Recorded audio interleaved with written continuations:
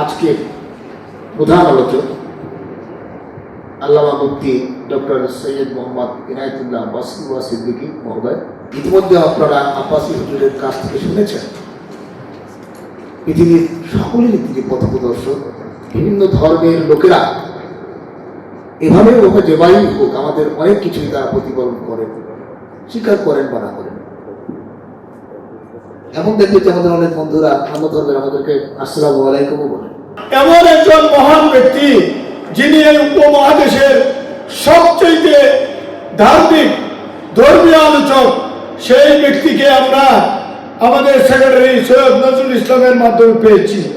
সেখানে আমার আনোয়ার অফিস সেক্রেটারিও গিয়েছিলেন, আর দু একজন গিয়েছিলেন কিনা আমার যাওয়ার কথা ছিল দাওয়াতের পর্বের সময়, তাহলে সব আমি আরো বেশি পাইতাম, দাওয়াতটাও দিয়ে আসতে পারতাম। আর আজকে অনুষ্ঠানেও যাই হোক, আমি এই জন্যে ধন্য মাননীয় প্রধান বক্তা, আমাদের মাননীয় প্রধান বক্তা কাছে এই কথা বলতে চাই। দেখেন সামনে কিন্তু 2-3 সারি আমাদের বিভিন্ন পর্যায়ে সম্মানিত বিচারক বৃন্দ বসা আছে। ওরা একেবারে স্থির চিত্রের মতো বসে রয়েছে এবং আপনার কথা আজকে এই উপস্থিতি এত প্রাণবন্তভাবে উপভোগ করেছেন। এই উপভোগ করাটাকে আমি সবশেষ মনে করব না। আমি ঢাকাবারের সভাপতি হিসাবে আজকে আপনাদেরকে অনুরোধ করব, যেমনি ভাবে এই দিনের তাৎপর্য মহিমান্বিত আলোচনা আমাদের প্রধান আলোচক করেছেন, এগুলা মানতে হবে। এই মানার আহ্বান জানিয়ে আসার জন্য আপনাদের সকলের কাছে কৃতজ্ঞতা জানিয়ে আবারও আমাদের ঢাকা আইনজীবী সমিতির পক্ষ থেকে আমাদের প্রধান আলোচক অত্যন্ত বিদগ্ধ, সারা দেশব্যাপী উপমহাদেশের অত্যন্ত সম্মানিত ব্যক্তি, উনি আমাদের ডাকে এসে এখানে আলোচনা করার জন্য আবারও হুজুরের সুস্বাস্থ্য এবং দীর্ঘায়ু কামনা করছি এবং আমাদের সকল উপস্থিতিদেরও সুস্বাস্থ্য দীর্ঘায়ু কামনা করছি।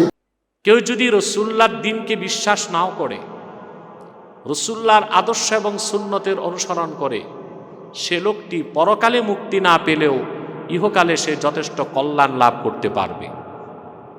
আবার কথাটি বলছি, আল্লাহ রসুলের দিনকে কেউ যদি গ্রহণ করে উম্মত নাও হয়, কিন্তু পার্থিব স্বার্থে সে যদি আল্লাহ রসুলের উসওয়াত বা সুন্নতের অনুসরণ করে, এই পৃথিবীতে সে কল্যাণ লাভ করবে, সফলতা লাভ করবে এবং অযাচিত সম্মান আল্লাহ তাকে দান করবেন।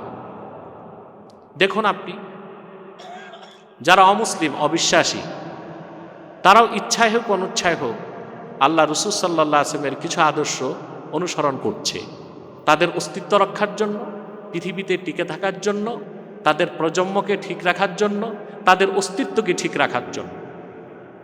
বিষয়টা কীরকম? যেমন বিয়ে, যাকে হাদিসে বলা হয়েছে নিকাহ। বিয়ে করার ক্ষেত্রে পৃথিবীর অন্যান্য ধর্মের মানুষগুলো কোনো না কোনোভাবে রসুলুল্লাহর রেখে যাওয়া ইসলামের আদর্শের অনুসরণ করছে। না বুঝালে বুঝবেন না আপনারা। বিয়ে তো আমরাই করি না, অমুসলিমরা করে না, বলুন। এখন খ্রিস্টান ধর্মের মানুষ যারা, তারা যদি তাদের ধর্মের আদর্শ মানতে যায় তো তাদের পক্ষে বিয়ে করা সম্ভব না। কেন? তারা পয়গম্বর মানে হযরত মূসাকে, আমরা বলি মূসা, খ্রিস্টানরা ঈসাকে, ইহুদিদের কথা বলছি। তারা বিয়ে করতে পারে না যদি তারা তাদের ধর্মের আদর্শ মানে। তারা পয়গম্বর মানে হযরত মূসাকে, যাকে মসি বলা হয়। এখন মূসা আলাইহিস সালাম বিয়ে করেছিলেন শোয়েব আলাইহিস সালামের মেয়ে। বিয়ের পর তিনি শ্বশুর বাড়িতে 8 বছর ছিলেন। এখন ইহুদিরা যদি তাদের নবীর আদর্শ মেনে বিয়ে করতে যায়, বিয়ে করতে পারবে, কিন্তু প্রত্যেককে 8 বছর করে ঘর জামাই হতে হবে। এখন এই বিয়ে করা কি সম্ভব বলেন? আমাদের দেশে ঘর জামাই সবচেয়ে হেয় প্রতিপন্ন হয়। আমি যুবকদের বলে থাকি যে ভিক্ষা করে ভাত খেলো, ঘর জামাই যেন না হয়। এখন মূসা আলাইহিস সালামের বিষয়টা ছিল ভিন্ন। তিনি নিজে পয়গম্বর, তার শ্বশুর শোয়েবও ছিলেন পয়গম্বর। সেখানে বিষয়টা ভিন্ন ছিল, কিন্তু উম্মত তার আদর্শ মানতে পারতেছে না। মানতে গেলে বিয়ে করতে পারে কি শর্তে? 8 বছর ঘর জামাই থাকবে। ইহুদিরা আরেকজনকে পয়গম্বর মানে, কিং ডেভিড, যাকে আমরা বলি দাউদ আলাইহিস সালাম। দাউদ আলাইহিস সালামের ব্যাপারে কোরআন শরীফে এসেছে তিনি 100 বিয়ে করেছিলেন, আর বাইবেলে এসেছে তিনি 370টা বিয়ে করেছিলেন। আমরা বাইবেলেরটা বিশ্বাস করি না, কোরআনেরটা বিশ্বাস করি, 100 বিয়ে করেছেন। এখন যদি তারা তাদের নবী দাউদের আদর্শ অনুসরণ করে বিয়ে করতে যায়, প্রত্যেক ইহুদিকে বিয়ে করতে হবে 100টা করে। এটা কি সম্ভব? কথা বলেন, এটা সম্ভব? এক একজন মানুষকে 100 করে বাড়ি লাগবে, 100 করে বউ রাখতে, এক একটা ওয়ার্ড লাগবে এক একজনের জন্য।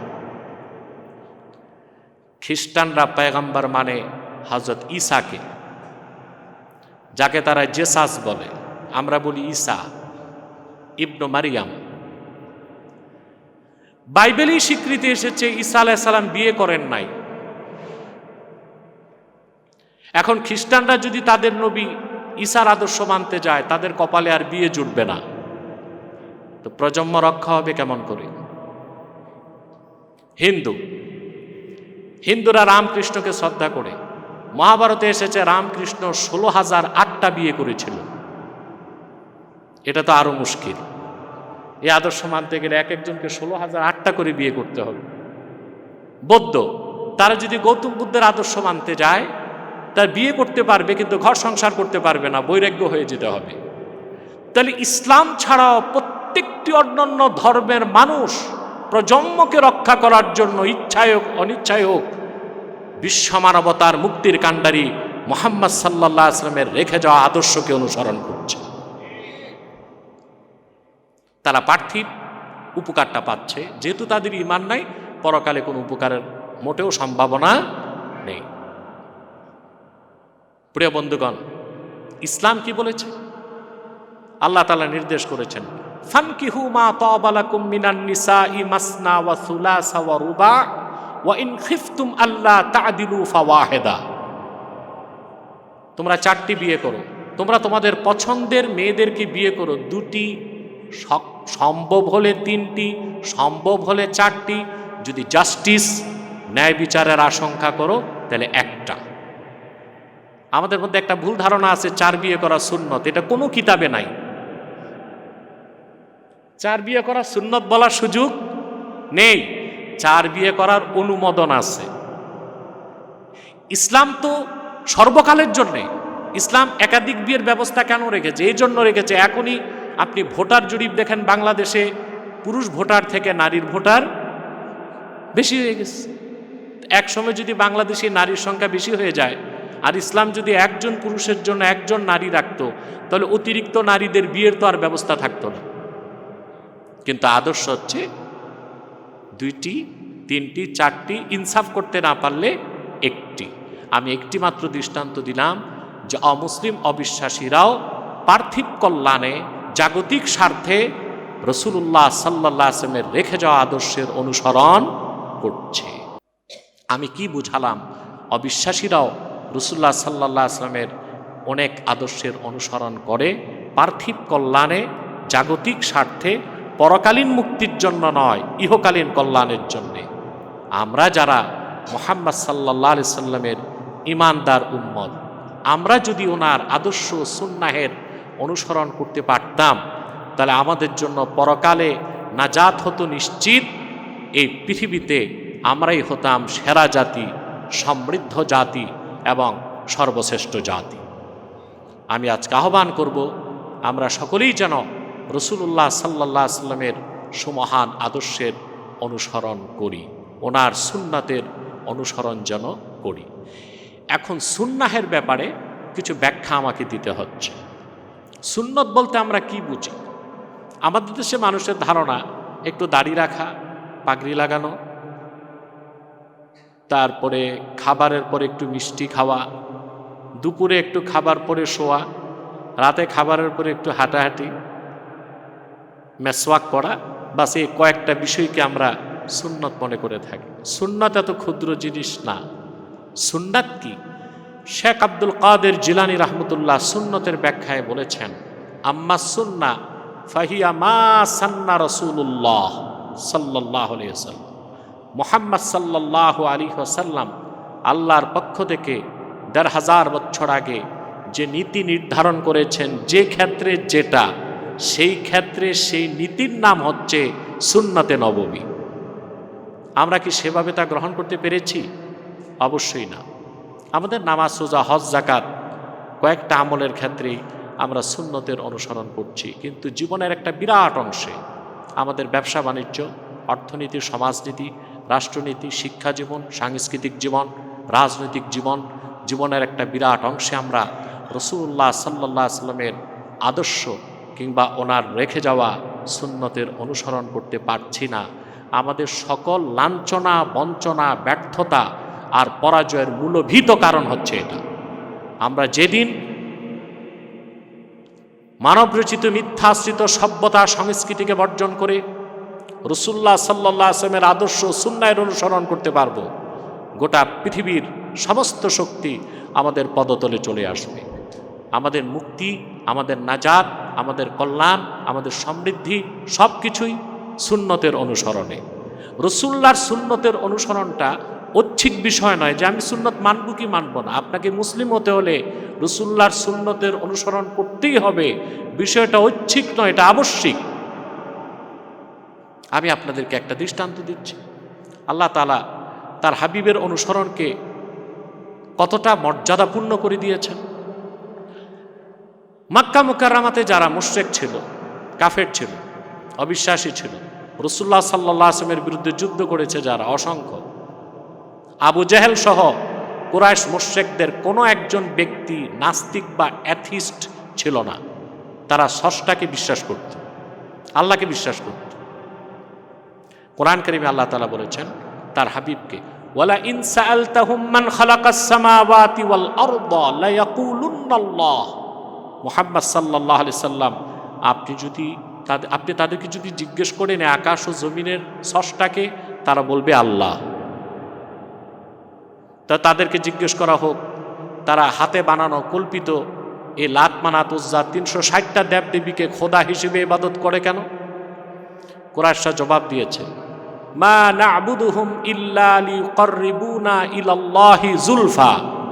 আমরা এইসব দেবদেবীদের অর্চনা ইবাদত করি এই জন্যে তারা যেন আমাদেরকে আল্লাহর কাছে পৌঁছায় দেয়। তাহলে মক্কার কুরাইশরা আল্লাহকে বিশ্বাস করত? জি বলেন, স্রষ্টাকে বিশ্বাস করত? তো দেবদেবীর পূজা করত কেন? উদ্দেশ্য ভালো ছিল, আল্লাহকে পাওয়া, তরিকাটা খারাপ ছিল। উদ্দেশ্য কি ছিল? আল্লাহকে পাওয়া, তরিকাটা ভুল ছিল, শিরকি পদ্ধতি। ঠিক একইভাবে খ্রিস্টানরা বলল আমরা মরিয়ম পুত্র ঈসার ইবাদত করি আল্লাহকে পাওয়ার জন্য। ইহুদিরা বলল আমরা উজাইরের ইবাদত করি আল্লাহকে পাওয়ার জন্য। আল্লাহ তখন সূরা আলে ইমরানে আল্লাহকে কিভাবে পাওয়া যাবে সেটা বলে দিলেন, কুল ইন কুনতুম তুহিব্বুনাল্লাহ ফাত্তাবিউনি ইউহিব্বুকুমুল্লাহ। মুহাম্মদ সাল্লাল্লাহু আলাইহি ওয়াসাল্লাম, আপনি বলুন যদি তোমরা আল্লাহকে ভালোবেসে থাকো, আল্লাহর সাথে তাআল্লুক সম্পর্ক করতে চাও, আল্লাহর সন্তুষ্টি চাও, একটাই তরিকা, ফাত্তাবিউনি, আমার অনুসরণ করো, ইউহিব্বুকুমুল্লাহ, আল্লাহ তোমাদেরকে মাফ করে দিবেন, ওয়া ইয়াগফির লাকুম যুনুবাকুম, তোমাদের জিন্দেগীর গুনাহগুলোকে আল্লাহ ক্ষমা করে দিবেন। তাহলে বোঝা যাচ্ছে আল্লাহকে পাওয়ার জন্য, আল্লাহ পর্যন্ত পৌঁছার জন্য, আল্লাহর সন্তুষ্টি অর্জনের জন্য, আল্লাহর মুক্তিপ্রাপ্ত বান্দা হতে মুহাম্মদ সাল্লাল্লাহু আলাইহি সাল্লামের অনুসরণের কোনো বিকল্প নাই। সুন্নতটা ঐচ্ছিক বিষয় না, সুন্নতের অনুসরণ আবশ্যিক বিষয়। এক কথা আমি ব্যাখ্যা দিচ্ছি, আল্লাহর হাবিব মুহাম্মদ সাল্লাল্লাহু আলাইহি ওয়াসাল্লাম যেটা পছন্দ করেছেন আল্লাহ সেটাকে দিন বানায় দিয়েছেন। তিনি যেটা অপছন্দ করেছেন আল্লাহ দিন থেকে খারিজ করে দিয়েছেন। তিনি যা আদেশ করেছেন আল্লাহ সেটাকে ফরজ করে দিয়েছেন। তিনি যা নিষেধ করেছেন আল্লাহ সেটাকে হারাম করে দিয়েছেন।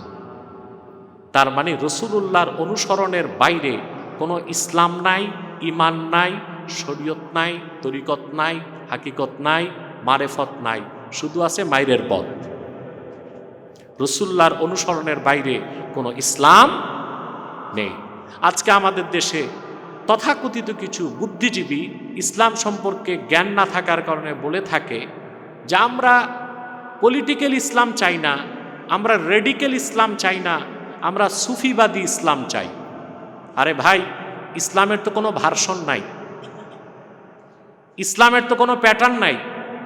মানুষ যেটা বানায় ওইটার ভার্সন হয়, মানুষ যেটা বানায় ওইটার প্যাটার্ন হয়। ইসলাম তো আল্লাহ কর্তৃক প্রেরিত, রসুলুল্লাহ কর্তৃক আনিত, এটার কোনো ভার্সন নাই, এটার কোনো প্যাটার্ন নাই। এটা একটাই, যেটা আল্লাহর রসুল আল্লাহর পক্ষ থেকে এনেছেন। আর যে ইসলামের মূল সানাদ হচ্ছে 30 পারা আল কোরআন, যার ব্যাখ্যা হচ্ছে রসুলুল্লাহ রেখে যাওয়া হাদিস, সুন্নাহ। এই বিশ্বাস হৃদয়ে গভীরভাবে লালন করা ছাড়া আপনি মুসলিম হতে পারবেন না। ইসলামী রাজনীতি পূর্ণাঙ্গ ইসলাম নয়, পূর্ণাঙ্গ ইসলামের অংশ। জিহাদ ফি সাবিলিল্লাহকে রেডিক্যাল ইসলাম বলার সুযোগ নাই, এটা পূর্ণাঙ্গ ইসলাম নয়, পূর্ণাঙ্গ ইসলামের অংশ। তরিকত, তাসাউফ, এলমে, মারেফত পূর্ণাঙ্গ ইসলাম নয়, পূর্ণাঙ্গ ইসলামের অংশ। ইসলামের কোনো ভার্সন নাই, ইসলামের কোনো প্যাটার্ন নাই। ইসলাম একটাই, যেটা আল্লাহর রসুল আল্লাহর কাছ থেকে এনেছেন, এবং সেই ইসলামের মূল সানাদ দলিল হচ্ছে 30 পারা কোরআন। প্রিয় বন্ধুগণ, আমি একটা দৃষ্টান্ত দিচ্ছি। বুখারী শরীফ প্রথম খণ্ডে কিতাবুল ঈমানে এসেছে, রসুলুল্লাহ সাল্লাল্লাহু আলাইহি ওয়াসাল্লাম হিজরত করে মক্কা থেকে মদিনাতুল মুনাওয়ারাতে যাওয়ার পর 16 কি 17 মাস তিনি বাইতুল মুকাদ্দাসের দিকে নামাজ পড়েছেন। 16 কি বলুন, আমার সাথে কমিউনিকেশন গ্যাপ না হয়। আমি তো অনেক লোক নিয়ে কথা বলি, তো কম লোকের সামনে বসলে যদি কমিউনিকেশন গ্যাপ হয় আমি বিব্রত বোধ করি, এর জন্য একটু কষ্ট করতে হবে আপনাদের। রাসূলুল্লাহ সাল্লাল্লাহু আলাইহি ওয়াসাল্লাম হিজরতের পর 16 কি 17 মাস বাইতুল মুকাদ্দাসের দিকে, সেটাকে কিবলা নির্ধারণ করে নামাজ পড়েছেন। কিন্তু রাসূলুল্লাহর মনের টানটা ছিল কাবার দিকে। আমাদের সম্মানিত বিচারক বলেছেন একটা কথা, আচ্ছা উনি বলেছেন যে রাসূলুল্লাহ সাল্লাল্লাহু আলাইহি সাল্লাম আল্লাহ সর্বশ্রেষ্ঠ সর্বশেষ নবী মুহাম্মদ সাল্লাল্লাহু আলাইহি সাল্লামকে মক্কায় পাঠিয়েছেন। মক্কা হচ্ছে ক্যাপিটাল অফ দ্য ওয়ার্ল্ড। পৃথিবীর যে কোনো মানচিত্র খুলে ধরবেন, মক্কা হচ্ছে সারা ওয়ার্ল্ডের মাঝখানে, কারণ মক্কা হচ্ছে রাজধানী। আর আল্লাহর সর্বশ্রেষ্ঠ রাসূল, সর্বশ্রেষ্ঠ নবী মুহাম্মদ সাল্লাল্লাহু আলাইহি সাল্লাম সর্বশেষ নবী ও রাসূল হিসেবে 1500 বছর আগে আগমন করেছেন ক্যাপিটাল অফ দ্য ওয়ার্ল্ড, সারা পৃথিবীর রাজধানী মক্কায়। আর ইবাদতের কেন্দ্রবিন্দু, যে ইন্ডিকেশন, দিক নির্দেশনার জন্য কাবাটাও মক্কার মাঝখানে। আমি বলে থাকি মক্কা হচ্ছে পৃথিবীর রাজধানী, আর মদিনা মুনাওয়ারা হচ্ছে ঈমানের রাজধানী। এটা হাদিস শরীফে এসেছে। রাসূলুল্লাহ সাল্লাল্লাহু আলাইহি ওয়াসাল্লাম ইরশাদ করেছেন, কিয়ামতের আগে ঈমান ও ইসলাম পালিয়ে আশ্রয় নিবে মদিনা মুনাওয়ারায়। সেজন্য আমি বলি মক্কা হচ্ছে পৃথিবীর রাজধানী, আর মদিনা মুনাওয়ারা হচ্ছে ঈমানের রাজধানী। 16 কি 17 মাস রাসূলুল্লাহ সাল্লাল্লাহু আলাইহি ওয়াসাল্লাম নামাজ পড়লেন বাইতুল মুকাদ্দাসের দিকে, কিন্তু রাসূলুল্লাহর মনের টানটা ছিল কাবাটা কিবলা হোক। কিন্তু তিনি মুখ ফুটে বলতেন না, বারবার আকাশের দিকে তাকাতেন। আল্লাহ বলেন, কদ নারা তাকাল্লুবা ওয়াজহিকা ফিস সামা, প্রিয় হাবিব বারবার আকাশ পানে তাকান, আমি তা লক্ষ্য করি, আমার দেখতে ভালো লাগে। অচিরেই আমি আপনার মন যেটাকে চায় সেটাকেই কিবলা বানিয়ে দিব। কোরআন সাক্ষ্য দেয়, হাদিস সাক্ষ্য দেয়, রাসূলুল্লাহ সাল্লাল্লাহু আলাইহি সাল্লাম সাহাবায়ে কেরামকে নিয়ে আসর নামাজ পড়তেছিলেন যে মসজিদে, ওই মসজিদের নাম জুল কেবলাতাইন, বর্তমানে 2 কেবলার মসজিদ।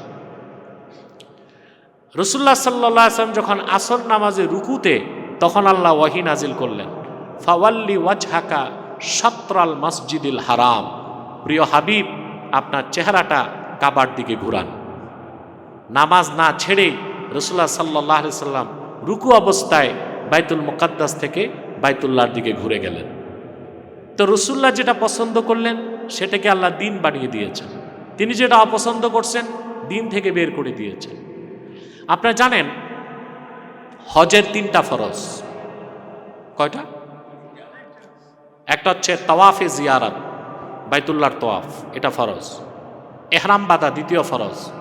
আরাফাতে থাকা 3য় ফরজ।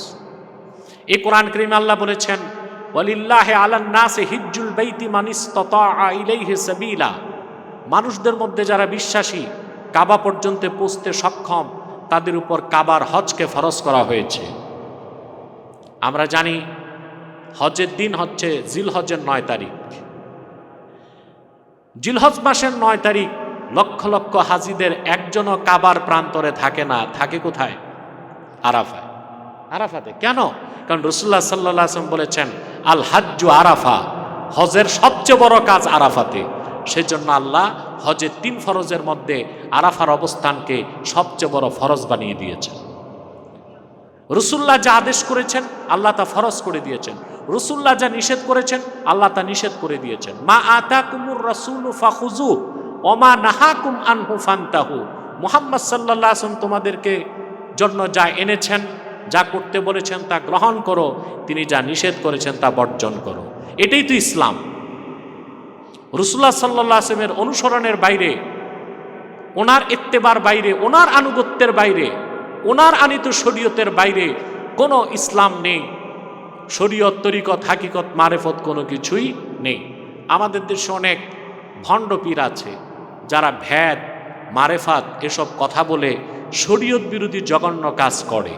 আপনারা মনে রাখবেন ইসলামের মধ্যে কোনো ভেদ নেই, ইসলামের মধ্যে কোনো ছেদ নেই।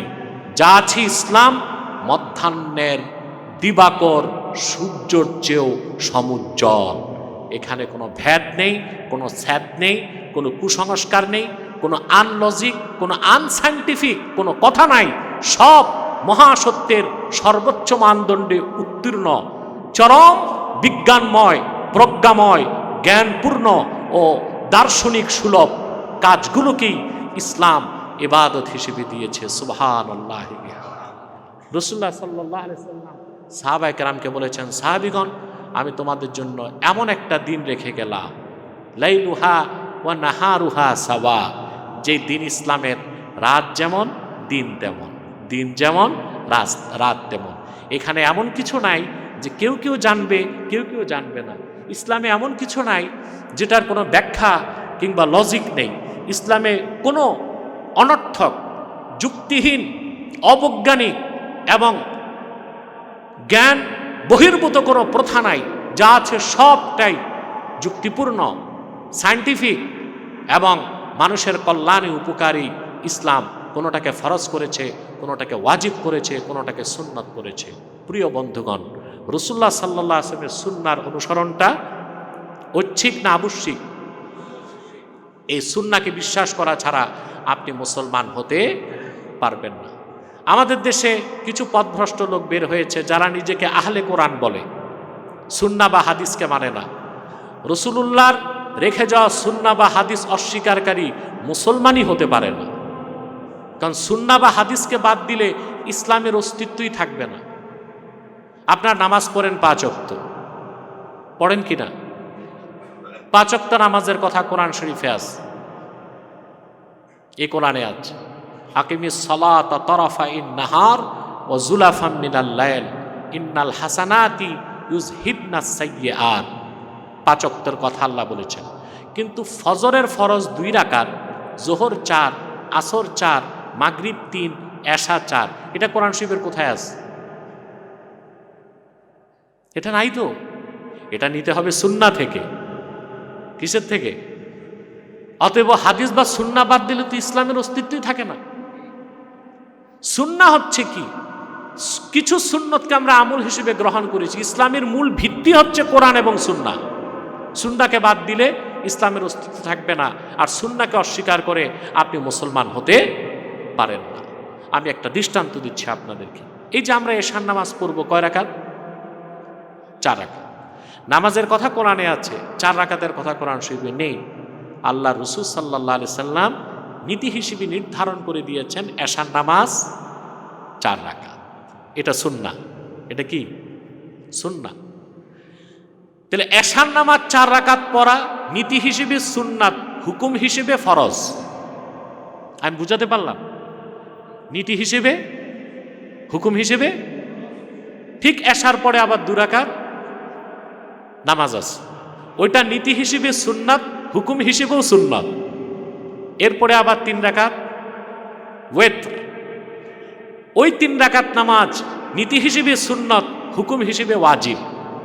এরপরে আবার 2 রাকাত নামাজ বসে পড়লে বেশি সওয়াব, নফল।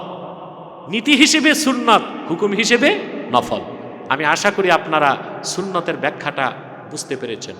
জীবনের সকল ক্ষেত্রে রাসূলুল্লাহ সাল্লাল্লাহু আলাইহি ওয়াসাল্লামের আদর্শের ও সুন্নাহের অনুসরণ করা ছাড়া আমাদের মুসলিমদের ব্যক্তি জীবন, সমাজ জীবন, রাষ্ট্র জীবনে, আর্থ সামাজিক জীবনে, রাজনৈতিক জীবনে, সাংস্কৃতিক জীবনে মুক্তির অন্য কোনো ব্যবস্থা নাই। এই মহাসত্য কথাটি যতদিন হৃদয়ে লালন করতে না পারবেন ততদিন পর্যন্ত আপনারা সমৃদ্ধ, সম্মানিত, শক্তিশালী জাতি হিসেবে নিজেদেরকে প্রতিষ্ঠিত করতে পারবেন না। আসুন আমরা সুন্নত মোতাবেক জীবন যাপন করার চেষ্টা করি। জীবনের সকল ক্ষেত্রে সমাধান কি হবে সুন্নতে তা আছে। আমরা মুসলিম হিসেবে তা বিশ্বাস করি, কিন্তু আমল করতে চাই না মোটেও। আমাদের সকল ক্ষেত্রেই সুন্নাহের অনুসরণ করা উচিত। আল্লাহ যেন আমাদেরকে সে তৌফিক দান করে, এটা আল্লাহর কাছে আমরা মনে প্রাণে প্রত্যাশা করি। সুন্নাহের দৃষ্টিকোণ থেকে যেহেতু আদালত প্রাঙ্গণে আমি আছি এবং বিজ্ঞ বিচারক মণ্ডলীরা আছেন, আইনজীবীগণ আছেন, আপনারা তো বাংলাদেশের রাষ্ট্রের একটা অংশ যে প্রতিষ্ঠান সেখানে আছেন, আইন বিভাগ, শাসন বিভাগ, বিচার বিভাগ। আপনারা আছেন বিচার বিভাগে। আপনারা রাষ্ট্রকে প্রভাবিত করার যথেষ্ট মেধা, যোগ্যতা, শক্তি আল্লাহ তাআলা আপনাদেরকে দান করেছেন। কিন্তু সে আইনের ক্ষেত্রে আমরা যদি কোরআন সুন্নাহর আদর্শের অনুসরণ করি তাহলেই আমাদের দেশে আইনের শাসন প্রতিষ্ঠিত হতে পারে এবং আইন আদালতে 100% ট্রান্সপারেন্সি থাকবে। আইনের ক্ষেত্রে ইসলাম কি ধরনের ক্ষমতা দিয়েছে আইন প্রয়োগকারীকে, আপনি তা চিন্তাও করতে পারবেন না। মুসলিম শরীফের হাদিস, রাসূলুল্লাহ সাল্লাল্লাহু আলাইহি ওয়াসাল্লামের নূরের জামানায় কুরাইশ বংশের এক মহিলা চুরি করেছে। আল্লাহর হাবিব সাল্লাল্লাহু আলাইহি সাল্লাম শরিয়া আইনে রায় দিলেন তার হাত কাটো। আমরা যেন আবার ভুল না বুঝি যে যত চোর সব হাত কেটে দিলে আর হাত থাকবে কার। দেখুন, ইসলাম যে আইন দিয়েছে তা অত্যন্ত কঠোর, বিধান হিসেবে কঠোর যত, প্রয়োগ হিসেবে কঠোর তত। অর্থাৎ চেক অ্যান্ড ব্যালেন্স। ইসলামের আইন হচ্ছে অত্যন্ত কঠোর, যার মাধ্যমে সমাজ ও রাষ্ট্র ঠিক হয়ে যাবে। হাত কাটা দেখলে দেখবেন 2-4টা চোরেরই হাত কাটা হয়েছে, বাকিরা ঠিক হয়ে গেছে। যেটা আপনারা সৌদি আরব গেলে দেখতে পাবেন, সবার হাত আছে, অথচ ওখানে চোরের শাস্তি হচ্ছে হাত কাটা। তার কারণে শাস্তিটাই এত কঠোর যে সবাই ভয়তেই ঠিক হয়ে গেছে। আমরা আস্তে আস্তে কথা বলি। কুরাইশ বংশের মেয়ে, তার হাত কাটতে হবে। সাহাবায়ে কেরাম রাসূলুল্লাহ সাল্লাল্লাহু আলাইহি ওয়াসাল্লামের কাছে আবেদন নিয়ে আসলেন যে এত উচ্চ বংশের মেয়ের যদি হাত কাটা হয় চুরির অপরাধে, তো কুরাইশ বংশের ইমেজ নষ্ট হবে। মুসলিম শরীফের হাদিস, রাসূলুল্লাহ সাল্লাল্লাহু আলাইহি ওয়াসাল্লাম রাগান্বিত হলেন, মসজিদ নববীর মিম্বরে বসে বললেন, তোমরা উচ্চ বংশের শরীফ খানদানের সম্ভ্রান্ত পরিবারের মানুষের ক্ষেত্রে আইন প্রয়োগ করবে না, দুর্বলদের ক্ষেত্রে আইন প্রয়োগ করবে। শোনো, লাও আন্না ফাতেমাতা বিনতা মুহাম্মাদিন সাল্লাল্লাহু আলাইহি ওয়াসাল্লাম সারাকাত লাকাতাতু ইয়াদাহা, যদি আজ আমার মেয়ে ফাতেমাও চুরি করত, নিজ হাতে আমি তার হাত কেটে দিতাম। পৃথিবীর সৃষ্টি লগ্ন থেকে আজ পর্যন্ত মানব ইতিহাসে আইনের ক্ষেত্রে যে আইনের শাসন যেটাকে বলা হয়, আইনের ক্ষেত্রে যে সবাই সমান, আইন যে সবার জন্য সমানভাবে প্রযোজ্য, এই রকম নজির হাদিসের বাইরে, রাসূলুল্লাহর আদর্শের বাইরে খুঁজে পাওয়া একেবারেই অসম্ভব। আমরা যদি রাসূলুল্লাহ সাল্লাল্লাহু আলাইহি সাল্লামের আদর্শের অনুসরণ করে আমাদের আইন অঙ্গনকে সাজাতে পারি, আমাদের বিচার অঙ্গনকে সাজাতে পারি, আমাদের প্রশাসনকে সাজাতে পারি, নিশ্চিত মনে রাখবেন দুর্নীতি বাংলাদেশ থেকে পালিয়ে জাতীয় জাদুঘরে আশ্রয় নেবে। আজকে আমাদের বাংলাদেশের প্রিন্সিপাল ক্রাইসিস, মৌলিক সমস্যা হচ্ছে দুর্নীতি। বিগতকালে যারা ছিল দুর্নীতি করে গিয়েছে। সত্য কথা বলতে হয়, এখনও যে দুর্নীতি নাই তা নয়, এখনও ভিন্নভাবে দুর্নীতি হচ্ছে। যারা দুর্নীতিবাজ তারা আগের চরিত্র বদলাতে পারে নাই, দুর্নীতি হচ্ছে প্রতিটা অঙ্গনে। এই দুর্নীতিমুক্ত একটি দেশ যদি আমরা গড়তে চাই, আমাদের প্রয়োজন হচ্ছে কঠোর আইন এবং আইনের প্রয়োগ। আর সেক্ষেত্রে ইসলামী আদর্শের অনুসরণের কোনো বিকল্প নাই। আপনাদেরকে একটা ছোট্ট দৃষ্টান্ত দিচ্ছি। আমাদের খুব কাছে হচ্ছে সিঙ্গাপুর। বলা হয় সিঙ্গাপুরকে যে most richest and cleanest country in the world, পৃথিবীর সবচেয়ে ধনী আর পরিষ্কার দেশগুলোর একটা হচ্ছে সিঙ্গাপুর। আপনারা অনেকে গিয়েছেন হয়তোবা, আমি বহুবার ইসলামী সেমিনারে সেখানে গিয়েছি। আমিও দেখেছি দেশটা খুব পরিষ্কার, সাজানো গোছানো। কিন্তু 1965 সালের আগে সিঙ্গাপুর ইতিহাসটা দেখুন তো। যখন টেঙ্কু আব্দুর রহমানের অধীন ছিল, মালয়েশিয়ার অধীন ছিল সিঙ্গাপুর, সে দেশটা ছিল একটা সুটকির ক্ষেত্র। সেখানে নাবিকরা এসে বসবাস করত, একটু আরামায়েশ করত। সিঙ্গাপুরের মানুষ ছিল জেলে। আর আজকে সিঙ্গাপুর 65 সালের পর থেকে উন্নয়নের যে ধারা তাদের এখানে পৌঁছেছে, একজন ব্যক্তির অবদান, লি কুয়ান, যাকে ফাউন্ডার ফাদার বলা হয় সিঙ্গাপুরের।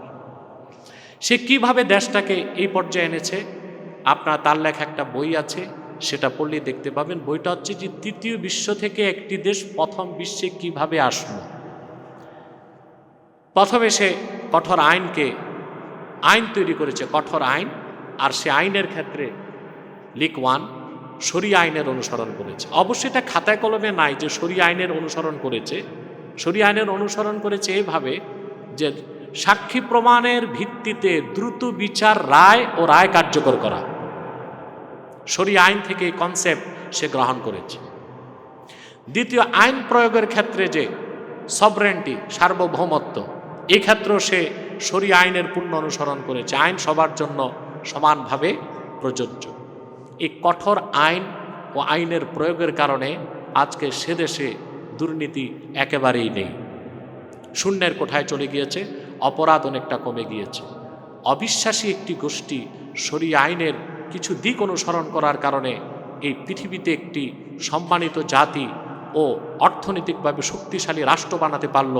আমরা যেখানে 14 কোটি মুসলমান, আমরা যারা কোরআন সুন্নাহকে বিশ্বাস করি, আমরা যতটুকু সম্ভব শরীয়তের বিধানগুলোকে যদি খেয়াল করতাম, সুন্নাত আল্লাহর রসুল সাল্লাল্লাহু আলাইহি ওয়াসাল্লামের রেখে যাওয়া সুন্নাহ আদর্শের অনুসরণ করতে পারতাম, আমরা শুধু উম্মত হিসেবে নাজাত পেয়ে বেহেশতে যেতাম তাই নয়, এই পৃথিবীতেও আমরা কর্তৃত্ব, নেতৃত্বের চাবিকাঠি আমাদের হাতে তুলে নিতে পারতাম। আল্লাহ যেন আমাদেরকে কবুল করেন, আল্লাহ যেন আমাদেরকে মঞ্জুর করেন, আল্লাহ যেন আমাদের এই ন্যাক আমলটাকেও কবুল ও মঞ্জুর করেন। ওয়াল আকিবাতু লিল মুত্তাকিন والصلاة والسلام على محمد صلى الله عليه وسلم رحمة للعالمين وعلى آله وصحبه أجمعين. ربنا آتنا في الدنيا حسنة وفي الآخرة حسنة وقنا عذاب النار. ربنا ظلمنا أنفسنا وإن لم تغفر لنا وترحمنا لنكونن من الخاسرين. আল্লাহ তাআলা পবিত্র ঈদ মিলাদুন নবী সাল্লাল্লাহু আলাইহি ওয়াসাল্লাম উদযাপন উপলক্ষে ঢাকা আইনজীবী সমিতি কর্তৃক আয়োজিত আজকের বরকতপূর্ণ মাহফিলে সকলকে নিয়ে দুটো হাত তুলেছি। আল্লাহ আমাদের জিন্দেগীর সমস্ত গুনাহ রাশি তুমি মাফ করে দাও। হৃদয়ের গভীর থেকে দোয়া করি, আল্লাহ তোমার আখিরি নবী নূর নবীজি আমার মুহাম্মদ মুস্তাফা সাল্লাল্লাহু আলাইহি ওয়াসাল্লাম আজ থেকে ১৫০০ বছর আগে দুনিয়ার থেকে বিদায় নিয়েছেন। হায়াতুন নবী হিসেবে জান্নাতুল ফেরদাউস রওজা মুবারকে বিশ্রাম নিয়েছেন। আল্লাহ জীবনে একবার তোমার আখিরি নবী নূর নবীজি আমার মুহাম্মদ মুস্তাফা সাল্লাল্লাহু আলাইহি ওয়াসাল্লামের জান্নাতুল ফেরদাউস রওজা মুবারকে উপস্থিত হয়ে গো আল্লাহ তোমার হাবিবের নূরের কদমে দরুদ ও সালামের হাদিয়া দেবার আগে আল্লাহ তুমি ডাক দিও না। আল্লাহ একবার বা একাধিকবার যারা সোনার মদিনায় নূরের মদিনায় যেতে পেরেছি আল্লাহ জীবনে বারবার তোমার আখিরি নবী নূর নবীজি মুহাম্মদ মুস্তাফা সাল্লাল্লাহু আলাইহি ওয়াসাল্লামের নূরের শহর মদিনাতুল মুনাওয়ারা জিয়ারতের জন্য তাদের কপালটা খুলে দাও। হৃদয়ের গভীর থেকে দোয়া করি আল্লাহ তোমার আখিরি নবী নূর নবীজি আমার মুহাম্মদ মুস্তাফা সাল্লাল্লাহু আলাইহি ওয়াসাল্লামের নূরের চেহারা মোবারক স্বপ্নে একবার দেখে গো আল্লাহ জান্নাত ওয়াজিব হবার আগে তুমি ডাক দিও না। একবার বা একাধিকবার যারা তোমার আখিরি নবী নূর নবীজি মুহাম্মদ মুস্তাফা সাল্লাল্লাহু আলাইহি ওয়াসাল্লামের নূরের চেহারা মোবারক স্বপ্নে দেখার সৌভাগ্য লাভ করেছে আল্লাহ জীবনে বারবার দেখার জন্যে তাদের কপালটা তুমি জান্নাতি কপাল বানিয়ে দাও। আল্লাহ আমাদের অনেকের বাবা নাই, অনেকের মা নেই, আত্মীয় স্বজন পরিবার পরিজন দুনিয়ার থেকে বিদায় নিয়ে কবরবাসী হয়েছে। ইমানের দৌলত নিয়ে যারা কবরে গেছে আল্লাহ তাদের সবার কবর আযাব তুমি মাফ করে দাও। আল্লাহ আমাদের মুশকিলাতকে আসান করে দাও, নেক হাজাত ও চাহাতকে কবুল করে নাও। আল্লাহ তাআলা প্রত্যেককে ঘরে ও বাহিরে সুখ ও শান্তি ও নিরাপত্তা দান করো। ঢাকা আইনজীবী সমিতিকে তুমি দ্বীনের খাতিরে কবুল করে নাও। তারা যে মুহূর্তে উদ্যোগ নিয়েছে এই প্রোগ্রাম করতে, যে যারা ধন দিয়েছে, কেউ কেউ মন দিয়ে খেটেছে, নৈতিক ও বুদ্ধিবৃত্তিক সহযোগিতা করেছে, সকলকে কবুল ফরমাও। জিন্দিগির গুনাহগুলো মাফ করে দাও। আমাদের প্রত্যেককে খাঁটি ইমানদার বানায় দাও, সহিহ আকীদার ধারক বানায় দাও, আহলুস সুন্নাহ ওয়াল জামাতের অনুসারী বানায় দাও, খাতমে নবুয়ত আন্দোলনের সৈনিক বানায় দাও, 5 ওয়াক্ত নামাজি বানায় দাও। আল্লাহ আমাদেরকে উত্তম চরিত্র দান করো। কোরআন ও সুন্নাহের পূর্ণ অনুসরণ করার জন্য আমাদেরকে কবুল করে নাও। আল্লাহ তামাম বিশ্বে যত জায়গায় মুসলমান নির্যাতিত নিপীড়িত তাদের মুক্তির ব্যবস্থা করে দাও। আল্লাহ বেঁচে থাকতে আমরা দেখতে চাই ফিলিস্তিন স্বাধীন হয়ে গেছে আর সন্ত্রাসী দেশটি মুছে গেছে বিশ্ব মানচিত্র থেকে। আল্লাহ 2 বছরে 70,000-এর বেশি মানুষ শাহাদাত বরণ করেছে। এ রক্তের বিনিময়ে তিনি বাইতুল মুকাদ্দাসের পবিত্রতাকে রক্ষা করুন।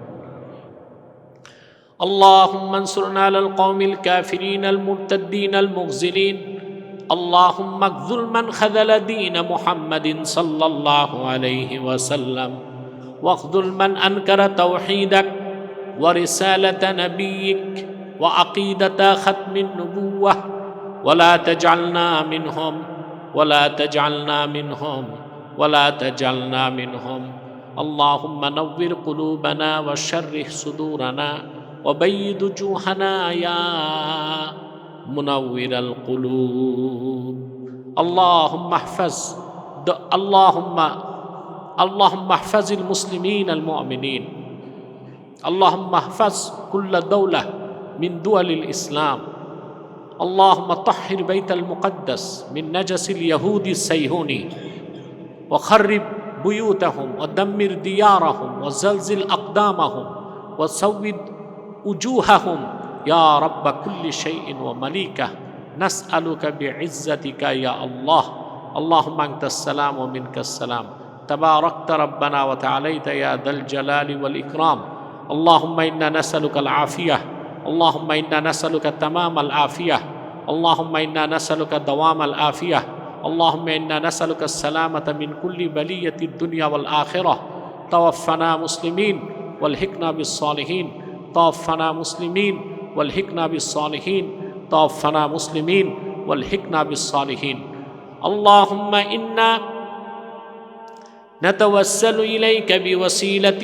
حبيبك المحترم نبيك الخاتم سيدنا وسيد الأبرار نبينا ونبي الأنبياء محمد بن عبد الله نبي الله رسول الله صلى الله عليه وسلم الذي أكملت به قصر النبوة وحكمت أن لا نبي بعده وأعلنت في القرآن بالبرهان أن محمدا صلى الله عليه وسلم خاتم النبيين والمرسلين قبل 1500 سنة وصلى الله تعالى على خير خلقه نبينا محمد نور الله وعلى آله وصحبه أجمعين برحمتك يا أرحم الراحمين السلام عليكم ورحمة الله تعالى وبركاته